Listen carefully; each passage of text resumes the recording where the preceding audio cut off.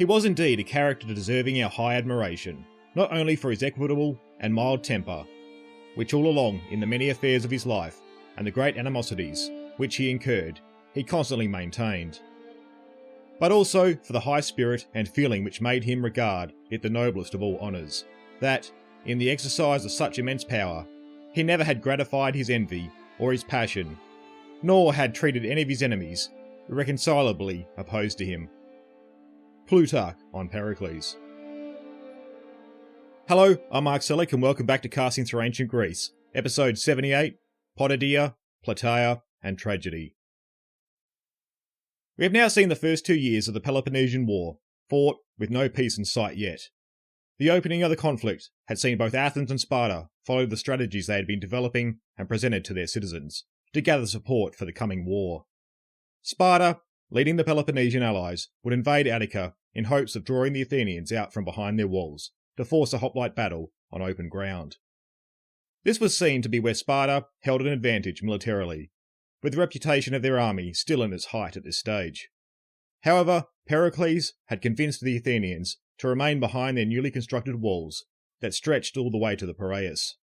In practice, this approach would gain critics due to the frustrations not being able to stop the Peloponnesians ravaging the farmlands and properties of many citizens. Though the invaders' efforts would come to nothing, as they would be unable to elicit a response from the Athenians. Athens was in a position to effectively defend a land invasion and, if need be, a siege.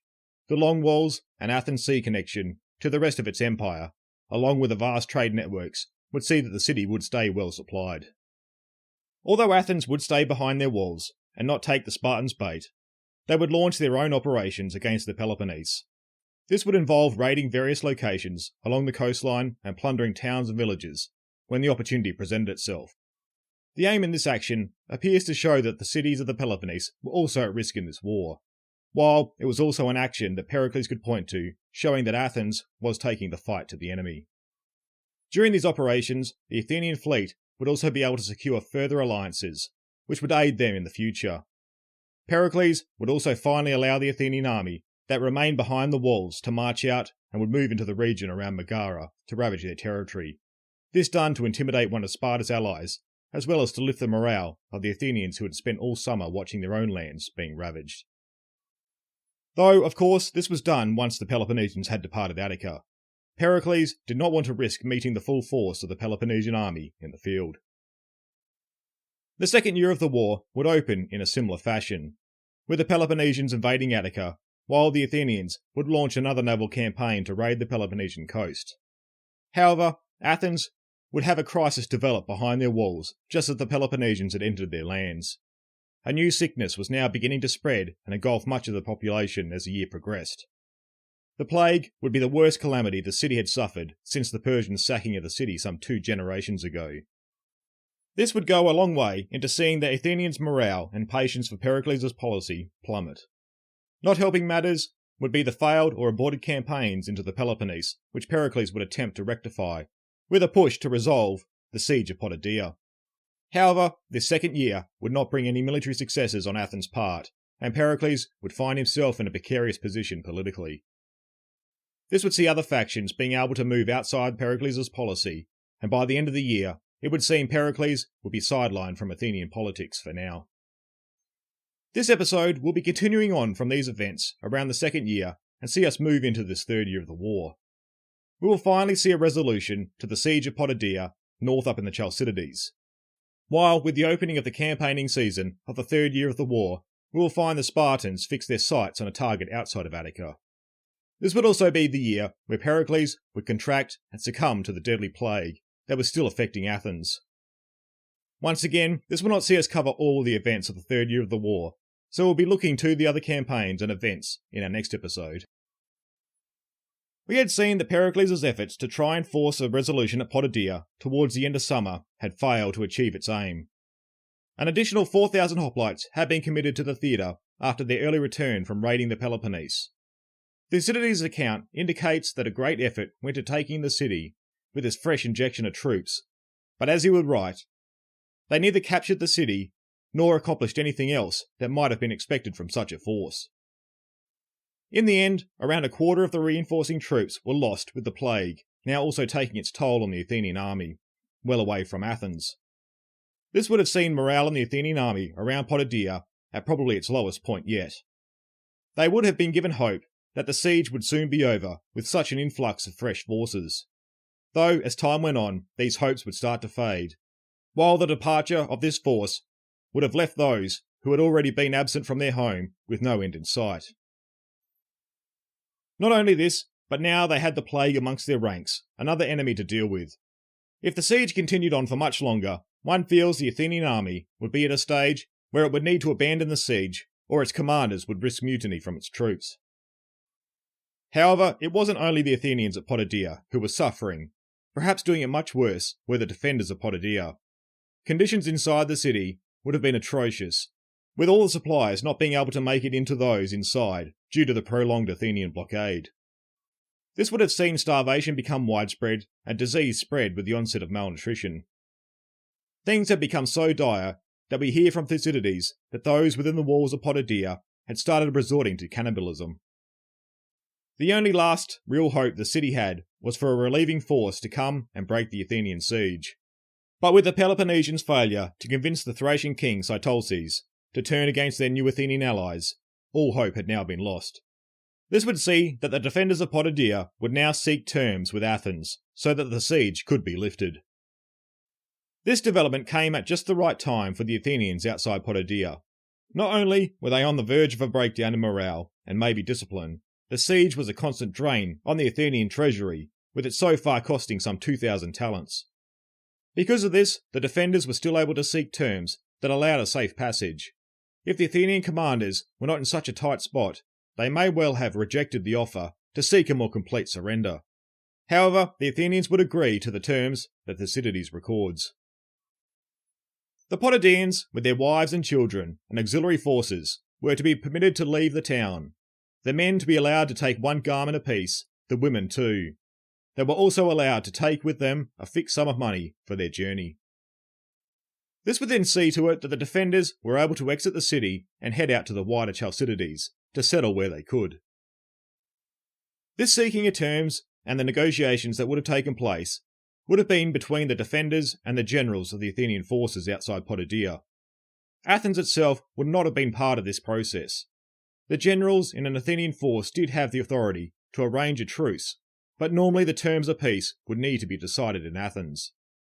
However, with the state that the Athenian army was in, the generals wanted to end the siege as soon as possible.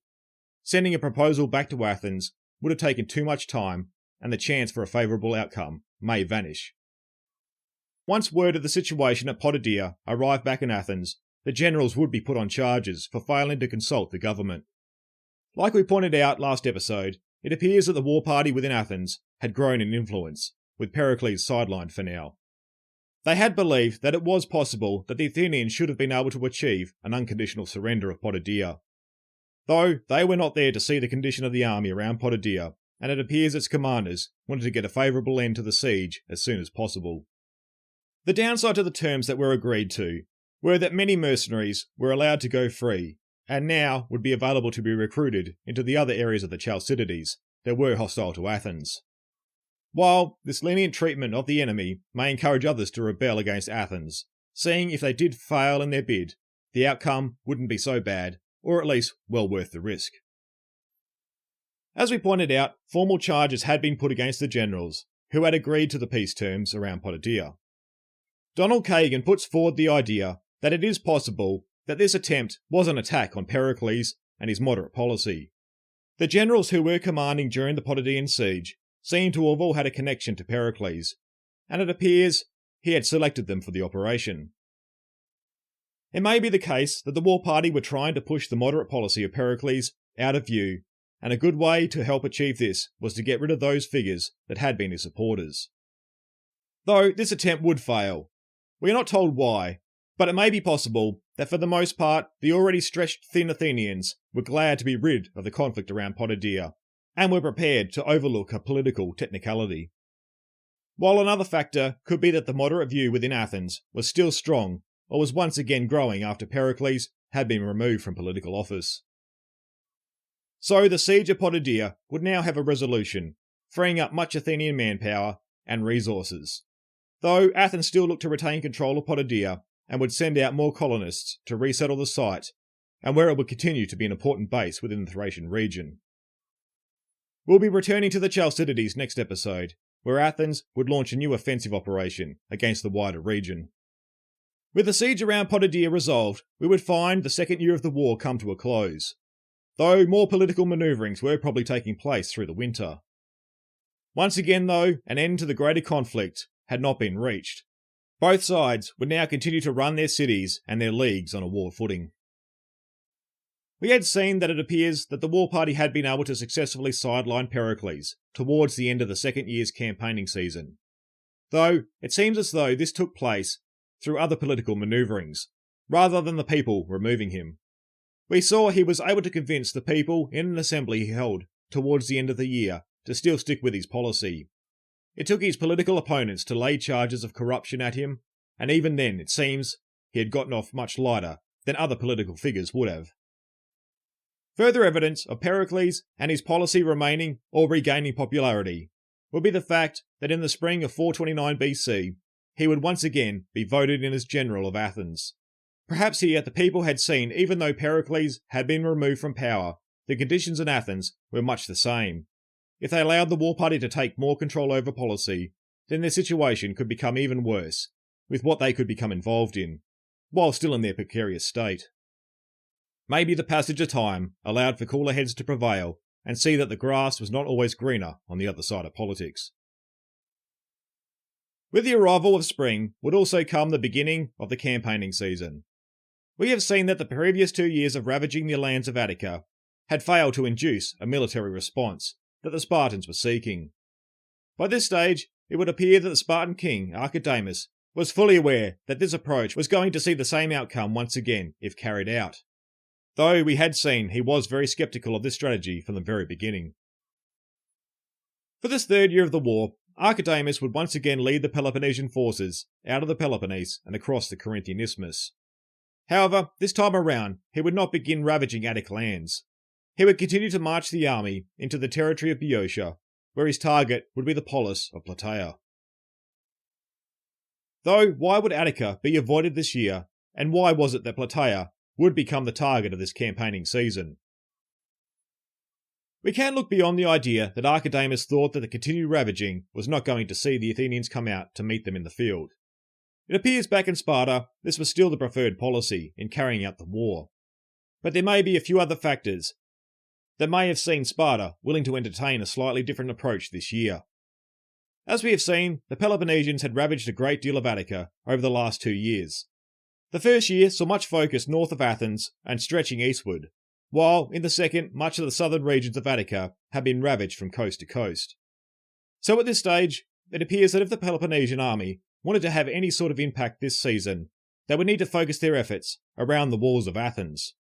However, there was one thing that probably saw them wary about doing this. The plague was still present in Athens.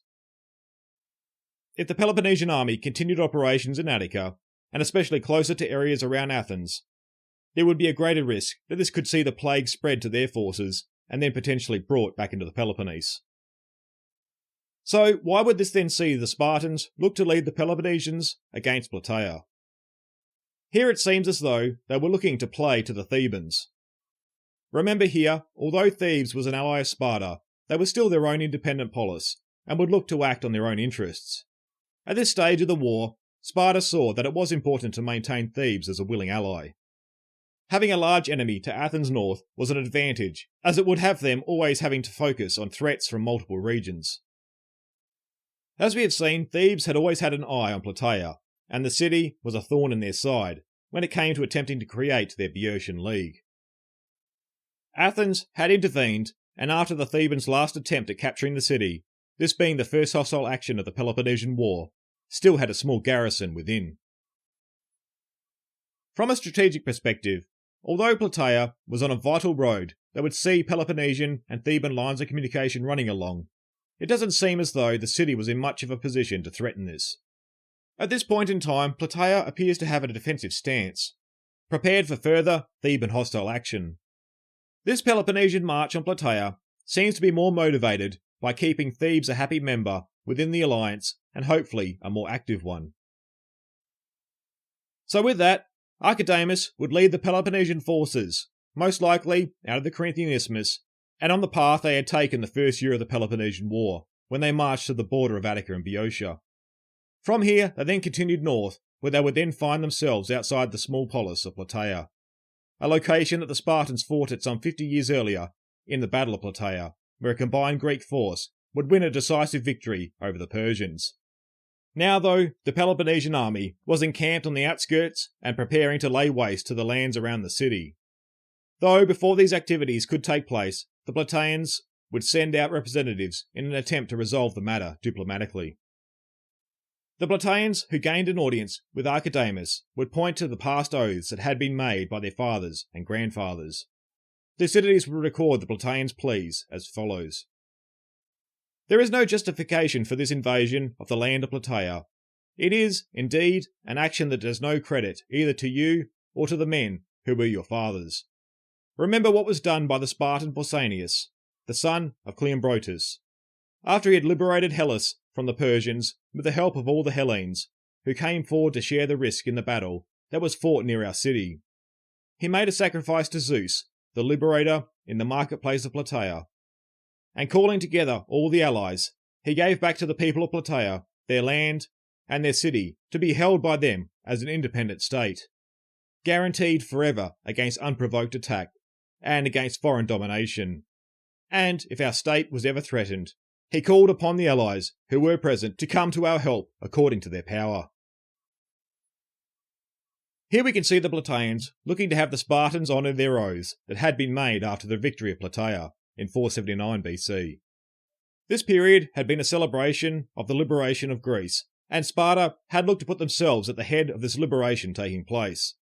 We had also seen that one of their justifications for going to war with Athens in this current war was to free the Greeks, though with their actions outside Plataea, they now seem to be acting in a contrary manner. For if Plataea were captured, it seems like there would be no doubt that its control would end up in Theban hands, with Plataea losing their independence. Archidamus would then counter the Plataeans with a proposal that he would put forward that enabled them to remain free and independent. He would put forward that the Plataeans should join in the struggle of the Spartans and the other cities who had previously shared their dangers of the past, some of whom are now under Athenian domination.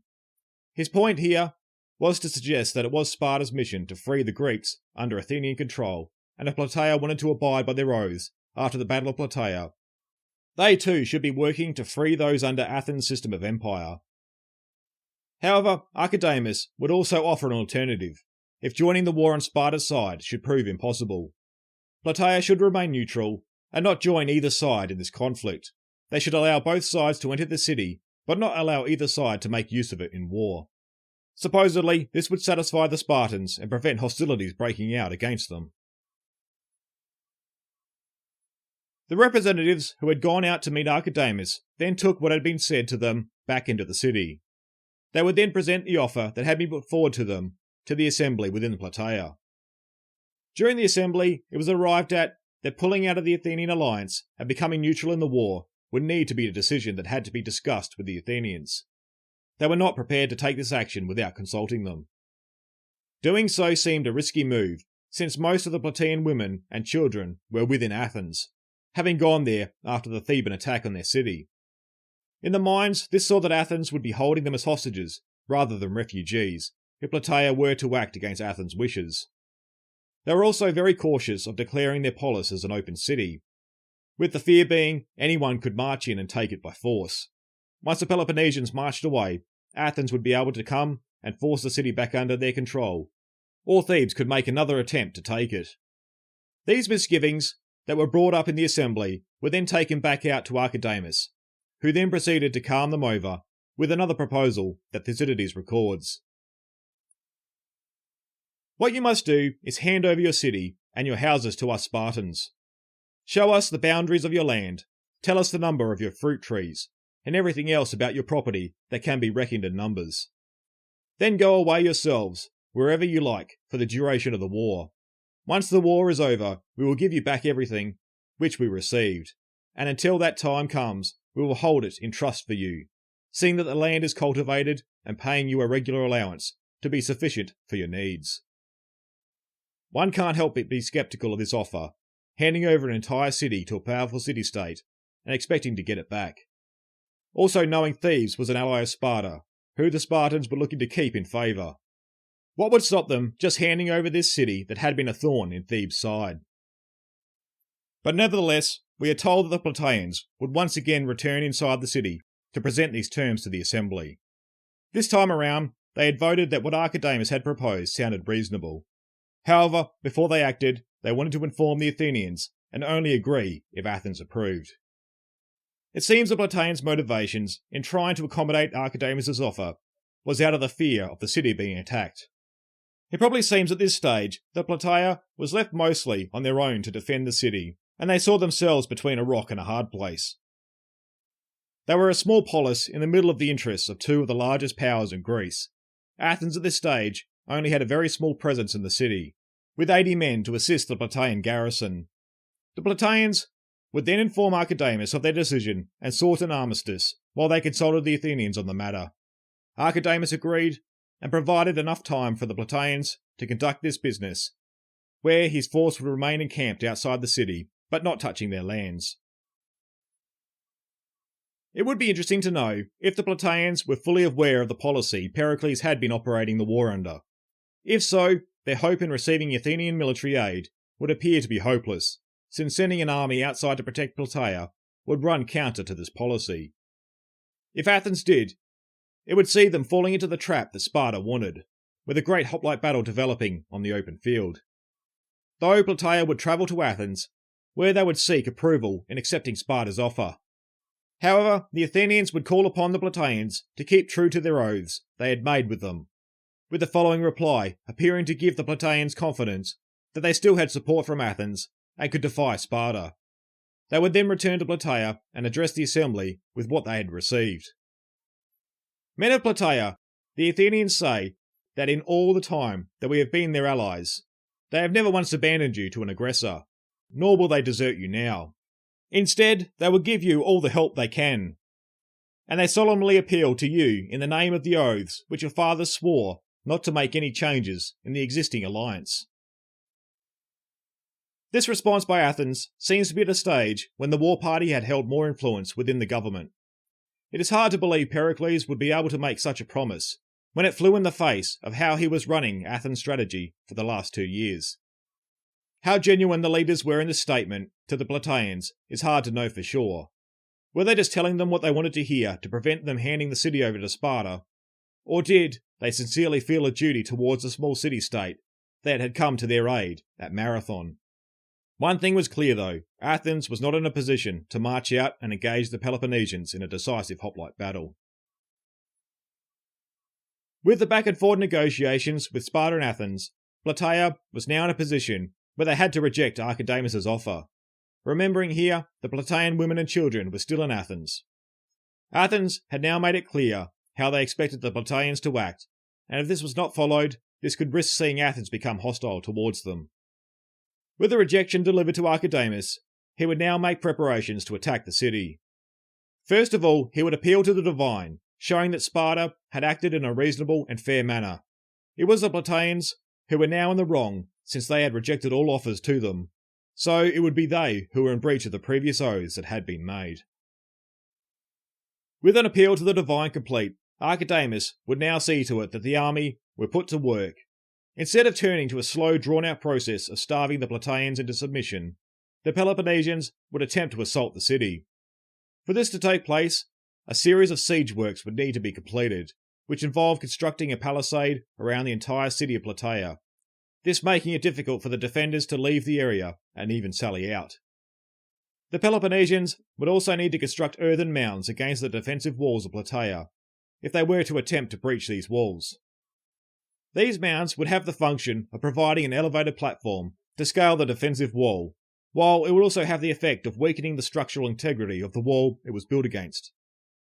To also aid in this construction, many trees from the Cithron Mountains, where Plataea stood at the foot of, would be felled so that the system of scaffolding could be built around these mounds to reinforce them.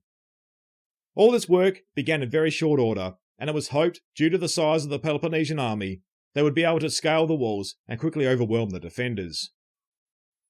However, work would continue on for 70 days, and during this time the Plataeans would observe the works being carried out and could see how the Peloponnesians intended to take the city. The Plataeans would also begin works that would attempt to counter what the Peloponnesians were doing on the outer walls. They would build structures against the walls opposite where the mounds were located to help strengthen these points that were now under large amounts of pressure. These constructions would also allow the defenders to increase the height of the walls, and a race was now in progress between the two sides.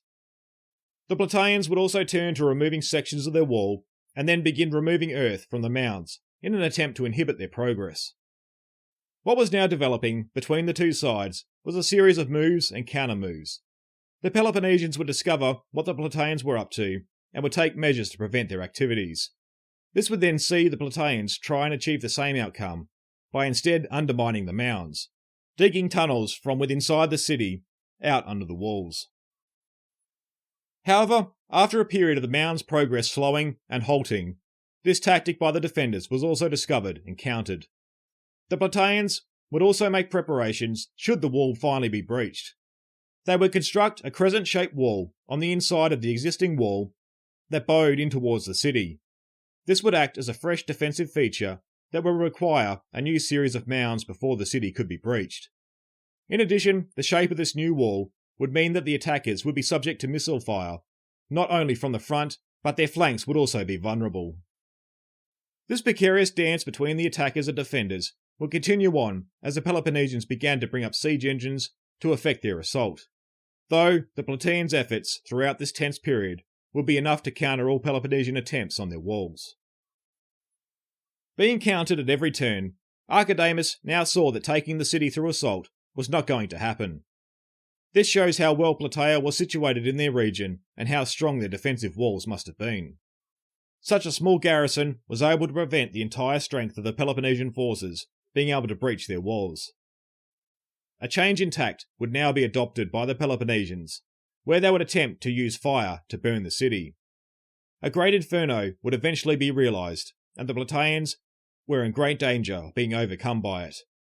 However, although parts of the city became uninhabitable, this attempt would also fail in defeating the defenders. Thucydides does mention in passing here that there is a story of a storm with heavy rain coming on that would extinguish the fire and save the city.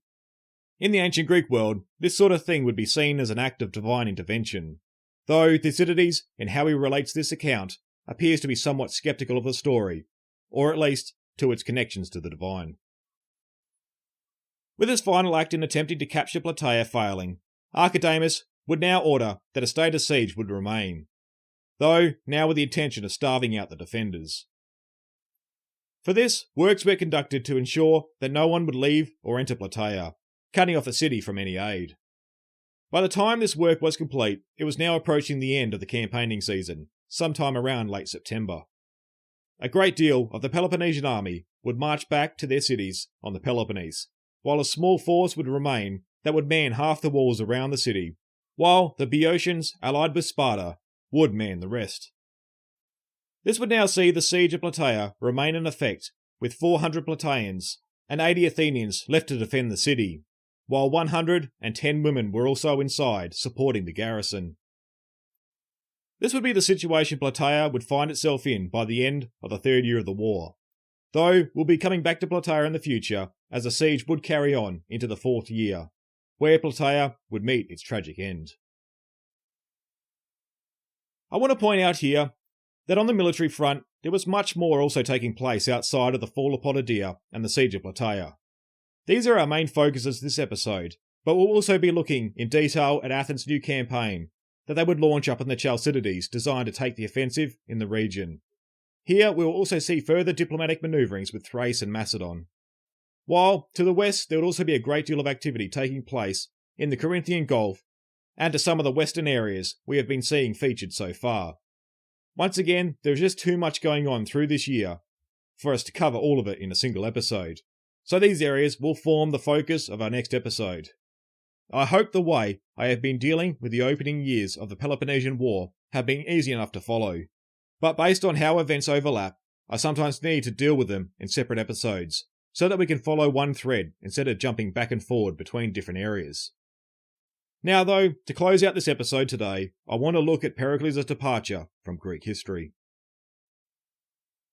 Pericles had enjoyed great influence amongst his fellow Athenians for the good part of his political career. He was able to drive Athenian policy in the direction he saw most fitting for the success of Athens. His political career would run for some 40 years, where he would find himself at its head at around 460 BC. Pericles was instrumental in seeing the growth of the Athenian Empire, and therefore the wealth and influence the city would hold, into the mid and later 5th century.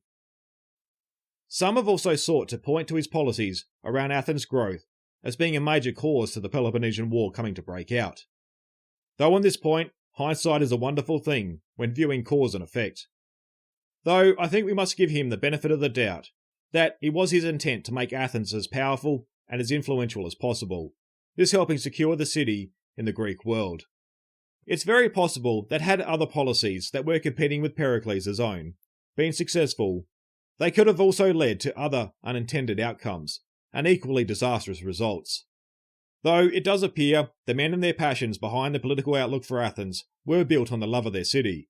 However, gaining the best possible outcome for oneself and their supporters was also closely aligned with the politics they pushed. However, with the breakout of the Peloponnesian War, the pressures on the people would be greatly increased. This seen the policies of Pericles tested. We saw he was able to convince most to stay the path, with the combination of a sense Athens was fighting back and his ability to convince the population they were following the right strategy through his speeches. However, the second year of the war brought with it the plague, an event unforeseen by Pericles.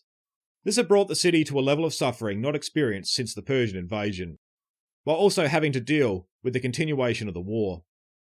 Pericles had attempted to follow the same path to help keep the Athenians' favour, though they were looking for someone to blame for the hardships of the year. Although he was able to soothe feelings towards himself to a degree, he had been weakened enough politically for his rivals to find him and remove him from power. As we had seen, this was only temporary, with Pericles being re-elected general for the next year.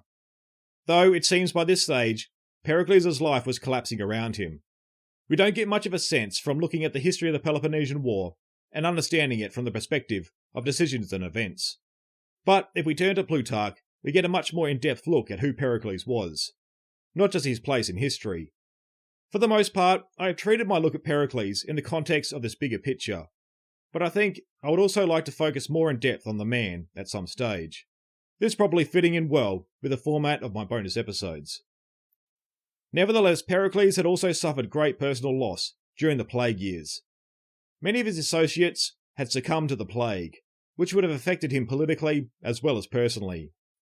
Though, on top of this, his sister and his 2 legitimate sons, Xanthippus and Pericles, had also died of the plague. This loss would have been enough to shake anyone to their core. Though Plutarch would tell us that he supposedly continued on his duties with an outward stoic determination. Though his true feelings would all come rushing out when finally attending the funeral of his last remaining legitimate son. This not only would have affected him emotionally, but it also saw he feared the survival of his family line. This would see him look to seek special treatment on a law he had put in place a couple of decades earlier. Pericles had enacted a law that saw only offspring from parents who were both Athenian could ever be classed as Athenian and therefore eligible for political office and rights. Pericles also had another son, but not to his wife, but to a Milesian woman by the name of Aspasia. Curiously, his illegitimate son's name was also Pericles, and he was still alive and well, unaffected by the plague. We would hear that he would make passionate pleas in an assembly where Plutarch would say, "His sufferings deserved, they thought, their pity and even indignation, and his request was such as became a man to ask and men to grant. They gave him permission to enrol his son in the register of his fraternity, giving him his own name." So Pericles would be allowed this exception to the law he helped put in place in the 450s. Though what is not entirely clear is if this was a special decree made to Pericles, or as some have argued, an amendment to the law as a whole, with it being argued that a clause was made that allowed a father to adopt his illegitimate son, if he had no surviving legitimate sons. This argument does make some sense when viewing the current situation of Athens. Many of its citizens were dying of the plague.